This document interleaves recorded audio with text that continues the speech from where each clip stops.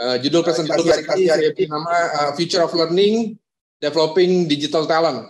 Untuk memulai presentasi saya akan bercerita tentang fenomena more from less, cerita bagaimana sejarah manusia yang mampu beradaptasi untuk dapat menghasilkan sesuatu yang lebih banyak dari sesuatu yang lebih sedikit. Mungkin Bapak Ibu bisa melihat, ada yang tahu foto pertama siapa? Beliau adalah seorang filosof dan ekonom Inggris pada abad ke-18. Beliau adalah Thomas Robert Malthus yang pada tahun 1798 dikenal dengan teori Malthusian Trap yang kurang lebih bunyinya, karena pertumbuhan penduduk mendahului pertumbuhan pertanian, pasti ada tahap di mana pasokan makanan tidak lagi mencukupi untuk memberi makan penduduk. Maka pada grafik A dapat Bapak Ibu lihat, terdapat persilangan antara garis merah populasi dan garis biru resources atau sumber daya. Nah, pada tahap itulah Malthusian Trap akan dimulai dan diprediksi akan memicu kekacauan dunia. Karena Malthusian Trap teori ini, maka Thomas Robert Malthus dinobatkan sebagai seorang pesimis pertama di dunia. Kemudian selanjutnya, adakah yang tahu foto kedua itu siapa? Beliau adalah tonggak munculnya revolusi industri. Kita semua tahu beliau adalah James Watt, penemu mesin uap. Pada tahun 1769, mesin uap dianggap sebagai awal dari revolusi industri pertama. Revolusi industri yang selama ini kita alami yang disebut juga the greatest achievement of mankind. Dan sekaligus mengantarkan kita keluar dari Malthusian Trap. Sebagaimana Bapak Ibu lihat di grafik B, setelah revolusi industri di tahun 1700-an, income per kapita di dunia itu melonjak secara eksponensial. Revolusi industri juga telah membuat manusia dapat berproduksi lebih banyak dari sumber daya yang jauh lebih sedikit. Dapat dilihat di grafik C, di mana produksi tanaman pangan di Amerika tetap meningkat dengan penggunaan sumber daya seperti pupuk, air, dan lahan yang semakin menurun. Dan saat ini kita berada di era revolusi industri keempat, di mana kemajuan teknologi digital telah memunculkan perusahaan-perusahaan teknologi yang menguasai kapitalisasi pasar modal dunia. Uber, perusahaan transportasi tanpa memiliki taksi, Airbnb, perusahaan akomodasi tanpa memiliki real estate, begitu juga dengan WhatsApp, perusahaan telco tanpa memiliki infrastruktur telco. Perusahaan-perusahaan ini mengambil full advantage dari revolusi industri keempat yang sedang kita jalani. Mereka juga membuktikan bahwa menghasilkan lebih banyak dari sesuatu yang lebih sedikit atau more from less. Ini bisa terjadi karena inovasi sebagai respon terhadap perubahan yang terjadi di lingkungan kita. Inilah latar belakang kita terus harus mendorong kemunculan para digital talent untuk memperkuat eksistensi kita. Selanjutnya, sejalan dengan fenomena more from less, saya ingin juga menyampaikan beberapa hal penting terkait dengan digital transformation. Pertama, Gordon Moore, co-founder dari Intel dengan Moore's Law-nya mengatakan bahwa teknologi tumbuh eksponensial setiap 2 tahun. Kondisi ini menunjukkan bahwa setiap individu harus mengantisipasinya dengan beradaptasi dengan perubahan yang cepat. Yang kedua, McKinsey dalam risetnya Job Loss, Job Gain menyampaikan bahwa di tahun 2030 di Indonesia akan tercipta lebih banyak pekerjaan dibanding pekerjaan yang akan hilang karena otomasi. Dari risetnya, McKinsey memprediksi 23 juta pekerjaan akan hilang digantikan mesin. Sebaliknya akan ada 27 sampai 46 juta pekerjaan baru yang tercipta pada periode yang sama dengan skill set yang kita belum pernah tahu. Kemudian yang ketiga adalah Capgemini menyampaikan bahwa kita harus mewaspadai digital gap competencies, dalam hal ini soft digital skill dan hard digital skill. Ini menuntut setiap individu untuk beradaptasi agar tetap relevan dan kuncinya adalah continuous learning culture. Dan bagaimana pekerja berevolusi di perkembangan teknologi di tengah pandemi? Dulu orang bekerja jam 9 hingga jam 5, saat ini bekerja kapan saja. Tadinya bekerja di kantor, sekarang bisa kerja dari mana saja. Dari menggunakan perangkat kantor menjadi menggunakan perangkat apa saja. Tadinya fokus pada input dan proses, sekarang fokus pada outcome. Dari mengikuti karir yang sudah ditentukan menjadi menentukan jenjang karirnya mau kemana. Dari bekerja sesuai dengan job desk yang sudah ditentukan menjadi lebih custom, menyesuaikan kebutuhan. Dari menimbun informasi menjadi sharing informasi. Dari seorang pekerja yang pasif menjadi pekerja yang memiliki hak bersuara untuk menjadi leader. Dari hanya mengandalkan email menjadi menggunakan tools kolaborasi seperti Teams, Zoom, Google, dan lain-lain. Semula hanya fokus pada ilmu pengetahuan menjadi adaptive learning yang menyesuaikan kebutuhannya. corporate learning yang tersentralisasi menjadi lebih demokratis. Kemudian, apa yang perlu kita lakukan dalam dunia pendidikan? Tentunya kita sudah harus melakukan shifting. Pembelajaran yang tadinya suatu event dengan periode tertentu harus menjadi proses yang berkelanjutan. Tadinya formal learning menjadi lebih holistik dan blended, menggabungkan formal, informal, potongan informasi kecil, dan on the job. Dari model pembelajaran satu arah menjadi multi-channel dan mengarah kepada experiential learning. Dari guru yang ada di panggung menjadi guru yang ada di samping siswanya, dari siswanya yang pasif menjadi aktif dan kolaboratif. Dari silo sektoral menjadi hybrid. Dari struktur pendidikan yang rigid menjadi modular yang lebih pendek-pendek. Dari hanya mengejar gelar akademis menjadi skill set dengan sertifikasi kompetensi. Dari shifting ini kita perlu menginisiasi 5 strategi setidaknya. Pertama adalah menginspirasi setiap pekerja untuk mau belajar. Ketika Anda berhenti belajar, maka Anda akan tertinggal. Nah, cara lama perusahaan untuk mendorong pekerja untuk belajar ini harus dirubah menjadi untuk menarik pekerja untuk mau belajar. Ini dinamakan dengan push learning strategi menjadi pull learning strategi. Kemudian yang kedua adalah belajar yang melekat dengan aktivitas bekerja. Kita sadar bahwa semua orang saat ini sibuk, nggak punya waktu untuk belajar. Maka kita perlu mengoptimalkan pola 70-20-10. Dengan 70% experiential learning, 20% learning from others, dan 10% pendidikan formal. Lebih dari itu, kita harus mengaitkan experiential learning dengan kegiatan sehari-harinya. Selain itu, kita juga harus menyiapkan platform digital yang dapat diakses kapan saja dan di mana saja. Kemudian yang ketiga, sebagaimana Moore, McKinsey, dan Capgemini sudah menyampaikan, kita perlu menyiapkan future competencies. Maka kita perlu kolaborasi dengan pihak ketiga, seperti LinkedIn, Coursera, Udemy, dan lain-lain, untuk mempercepat adopsi kita kepada future competencies yang sangat dinamis. Kemudian yang keempat, mempersiapkan pendidikan yang fokus pada perubahan perilaku. Kita memastikan pembelajaran yang kita mampu mendorong perilaku yang lebih positif sehingga dapat mendorong skill set baru tercipta.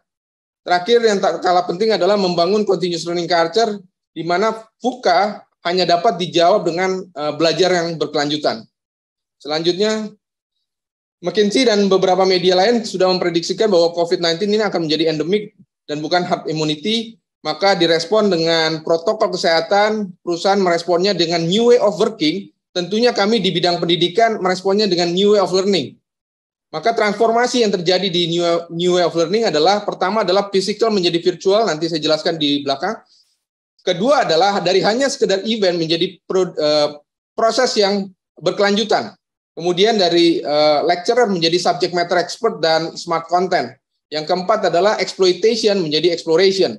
Yang kelima adalah in class menjadi 10% formal learning, 20% learning from others, dan 70% experiential learning.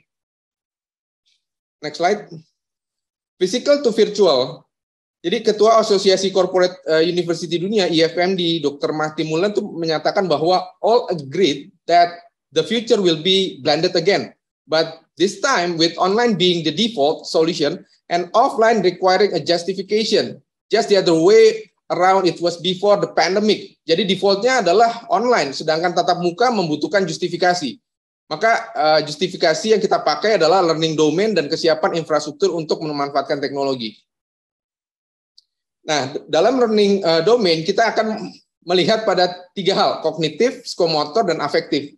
Pendidikan yang membutuhkan offline ada pada high level of thinking yang di kotak. Sebaliknya, low level of thinking dapat dihadirkan dengan smart content. Sebagai contoh, menggunakan learning domain kognitif dari Bloom Taxonomy. Kita belajar mulai dari mengingat, mengerti, mampu mengaplikasikannya, menganalisis, mengevaluasi, dan menciptakan sesuatu.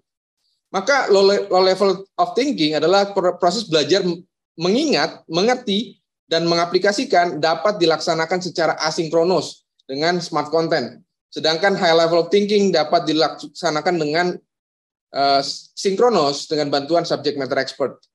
Kemudian dari secara infrastruktur kami akan melihat dari sisi kesiapan infrastrukturnya, bagaimana kesiapan orang di wilayah tertentu memanfaatkan teknologi. Kami menggunakan indeks komposit dari BPS, khususnya adalah indeks pembangunan teknologi informasi dan komunikasi untuk mengukur kapan kami harus memanggil peserta secara offline. Karena bisa dibayangkan saat ini karyawan BRI 120.000 pekerja dan dengan anak usahanya lebih dari 200.000 pekerja yang tersebar di seluruh Indonesia. Oke, selanjutnya. Kemudian dari event menjadi proses. Sebelumnya kita menghadirkan pekerja untuk datang ke corporate university, maka hari ini corporate university harus datang menghampiri pekerja kapan saja dan di mana saja. Berangkat dari matriks yang disampaikan oleh Conrad Gottfredson dan Bob Mosher, kapan kita butuh belajar, maka ada 5 momen kita butuh belajar. Pertama adalah learn new, adalah momen pertama kali kita belajar atau mempelajari sesuatu. Kemudian yang kedua adalah learn more, momen ketika kita ingin memperluas apa yang kita pelajari. Kemudian momen ketiga adalah momen ketika kita harus mengaplikasikan hal-hal yang sudah kita pelajari. Kemudian solve adalah ketika momen kita menemui masalah dari hal yang sudah kita aplikasikan. Momen kelima adalah change, adalah momen ketika sesuatu yang kita lakukan sudah tidak relevan sehingga membutuhkan perubahan. Nah, terhadap setiap momen ini, corporate university harus hadir dengan solusi. Pada momen pertama, kita perlu menyiapkan pendidikan formal. Misalnya kita butuh belajar ekonomi, maka hukum permintaan penawaran, suku bunga, dan lain-lain. Korpu perlu menyiapkan kurikulum pendidikannya. Sedangkan pada momen kedua, ketika kita ingin memperdalam ekonomi, mengetahui kondisi ekonomi terkini, maka jawabannya adalah pendidikan informal. Korpu menyiapkan potongan informasi kecil berupa artikel, infografis, dan videografis. Kemudian pada momen ketiga, ketika ingin mengaplikasikannya ilmu ekonomi tadi dalam bentuk perencanaan strategis, maka dibutuhkan proses coaching maupun mentoring. Maka Korpu harus menyiapkan subject matter expert dan coach-nya. Pada momen keempat, ketika kita menemui masalah dari apa yang sudah diaplikasikan, maka kita perlu repository use case, lesson learn apa yang bisa didapatkan sehingga bisa menjadi pembelajaran. Kemudian di momen terakhir ketika perencanaan atau proses bisnis sudah tidak relevan, corporate university perlu menyiapkan knowledge terkini dengan proyek-proyek transformasi yang terangkum dengan baik di dalam repository. Dan sebagai senjata utama, corporate university menghadirkan kebutuhan 5 momen belajar ini dengan BRISmart atau LMS yang kita miliki, dan tidak hanya berupa learning management system, tapi kita rubah menjadi learning experience platform. Nah, oleh karena itu boleh ditayangkan videonya.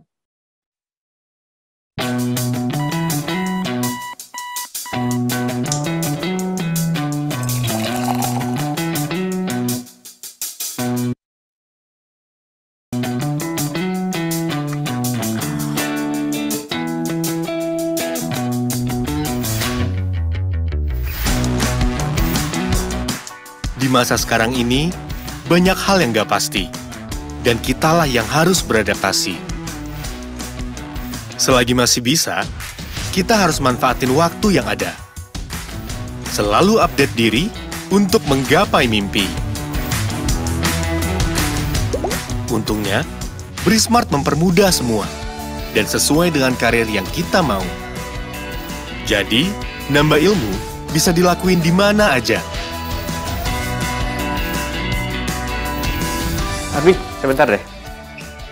Kamu tolong riset di daerah Manado potensi wilayahnya seperti apa. Terkait apa ya, Pak? Terkait ini.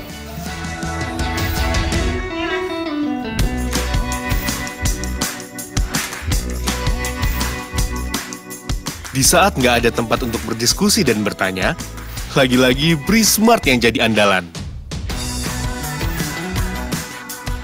Kecepatan menyelesaikan materi, kita sendiri yang nentuin.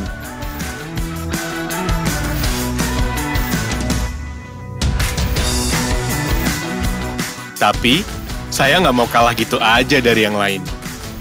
Karena reward-nya juga sangat menarik. Poin yang terkumpul dapat ditukar untuk mengikuti training di platform pendidikan standar internasional. Jadi, kejar terus, jangan sampai lolos. Karena ini berkaitan dengan ningkatin skill, jadi materi yang sudah diikuti juga diuji.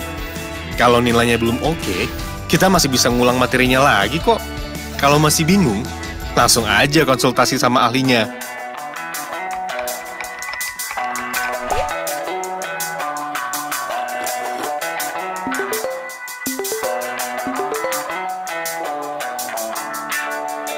Hai Arbi, lo lagi di mana nih? Hai sis, gue lagi di rumah nih.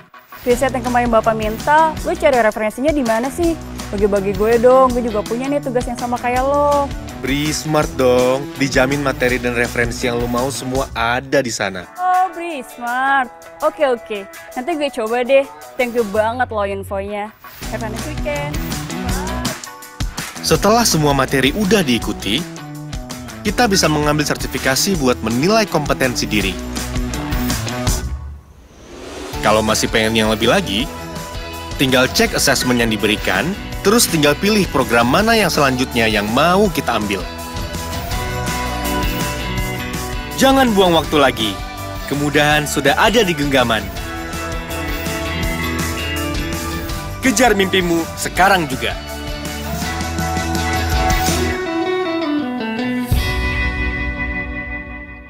Boleh kembali ke slide lagi, slide selanjutnya. Oke, from lecturer to SME dan smart content. Jadi maka dengan Bloom Taxonomy kita membagi peran subject matter expert dan smart content untuk high level of thinking. Maka peran manusia harus dominan, yakni subject matter expert. Sedangkan untuk low level of thinking, maka peran smart content berupa podcast, video, videografis, infografis, ebook dan lain-lain harus menjadi solusi yang efektif dan efisien. Nah, peran subject matter expert memiliki 5 fungsi. Yang pertama adalah narasumber, kedua adalah knowledge curator, yang ketiga adalah content creator, menjadi mentor, dan menjadi asesor. Selanjutnya, exploitation menjadi exploration, sebagaimana kita telah dipetakan oleh Capgemini perihal future competencies yang menjadi kebutuhan ke depan, maka kita perlu kecepatan untuk mengadopsinya. Tentunya kolaborasi atau partnership menjadi solusi. Kecepatan perubahan akan kompetensi nggak akan kita sanggup untuk kita respon sendiri, oleh karena itu perlu membangun partnership dengan banyak pihak. Nah, pola in class berubah menjadi 10-20-70. Pola pendidikan formal dengan lecturing sinkronos maupun asinkronos harus dikombinasikan dengan pola belajar dengan orang lain, baik peers, atasan maupun mentor. Proses buddy, coaching maupun mentoring dapat menjadi solusi pembelajaran dari orang lain atau kita sebut dengan learning from others. Dan tak lupa experiential learning yang memiliki dampak paling signifikan harus diisi dengan pola-pola assignment dengan penugasan dari tugas keseharian peserta pendidikan. Kemudian the future of corporate learning in the flow of work. Sebagaimana kita alami ya saat ini, setiap pekerja sangat sibuk dengan kesehariannya, dan sebagai atasan seringkali kita nggak ngiklasin tim kita untuk ikut pendidikan, apalagi dengan periode yang cukup lama. Sementara perubahan terjadi begitu cepat sehingga membutuhkan informasi, pengetahuan, dan skill set yang baru. Nah, disinilah kita merasakan dilema. Maka corporate university harus menjawab setidaknya 3 tantangan. Pertama adalah bagaimana pendidikan harus dibuat menarik. Kedua adalah bagaimana pendidikan yang disampaikan harus menjawab tantangan pekerjaan. Yang ketiga adalah bagaimana pendidikan yang disiapkan membantu aspirasi setiap individu. Nah, Josh Bersin hadir dengan paradigma baru, learning in the flow of work. Ia mengatakan bahwa learning in the flow of work embeds learning into the work itself, rather than removing workers from their jobs. Learning in the flow of work menyatukan pembelajaran dengan pekerjaan itu sendiri, daripada harus melepaskan pekerja dari pekerjaannya. Nah, hal ini juga sejalan dengan survei yang dilakukan LinkedIn Learning bahwa 68% pekerja lebih suka belajar saat bekerja. 58% pekerja lebih suka belajar dengan kecepatan sendiri, dan 49% pekerja lebih suka belajar saat membutuhkan atau just in time. Maka kombinasi antara belajar dan bekerja perlu didukung dengan teknologi terkini sehingga pendidikan benar-benar mampu mendorong pekerja untuk bekerja lebih baik dan lebih produktif ke depannya. Dan ini adalah perjalanan transformasi corporate learning dari masa ke masa yang terus berkembang seiring dengan perkembangan teknologi. Jadi inti dari learning in the flow of work, sebagaimana disampaikan Bersin, bahwa in learning the problem is different. We don't want people to be addicted to the learning platform. We want them to learn something, apply it, and then go back to work. Selanjutnya, nah, BRI Corporate University sendiri memiliki mimpi menyiapkan pendidikan yang menyenangkan, menjawab tantangan pekerjaan, serta membantu tercapainya aspirasi dengan visi yang dibangun di dalam implementasi immersive learning melalui teknologi metaverse. Mari kita saksikan video Brismart Metaverse. So in terms of market ecosystem, the first thing we have to do is analyze the situation. This analysis relates to the customers, suppliers, and distributors. After that, we have to specify the market segmentation by classifying the consumers. This is an important step because it will help us to set our target market. Okay, let's take a break for 30 minutes.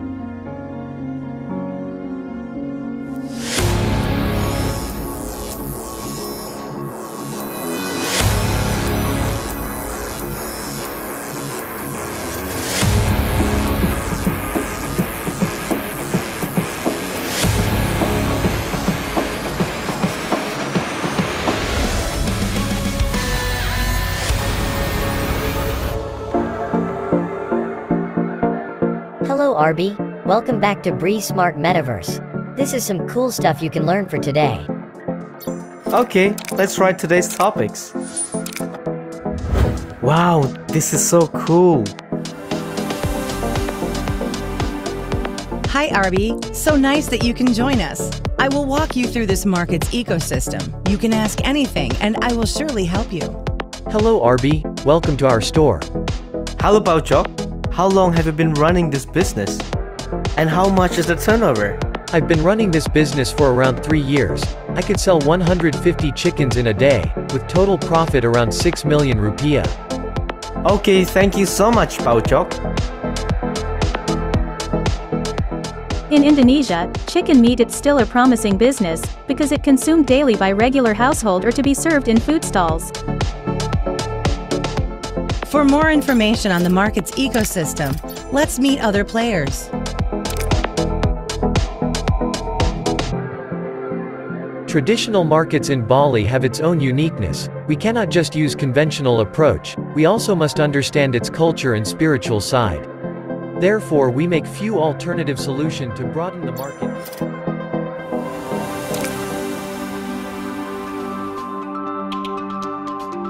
Wow. Guys, do you know what? I just tried this Oculus and it was amazing. And you should try this Bree Smart Metaverse. It's an unbelievable experience. The future is in your hand, and Bree Smart Metaverse is the right tool to guide you through it.